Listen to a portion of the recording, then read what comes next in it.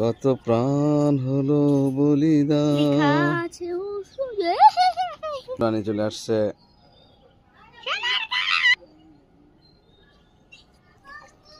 বিল্লু রানী ঢাকা থেকে চলে আসছে সোনারগাঁয়ে।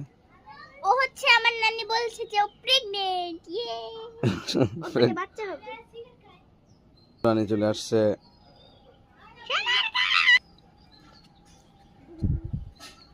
রক্ত জবা মুক্তির মন্দির সোপান তলে কত প্রাণ হলো বলিদান। লেখা আছে অশ্রু জলে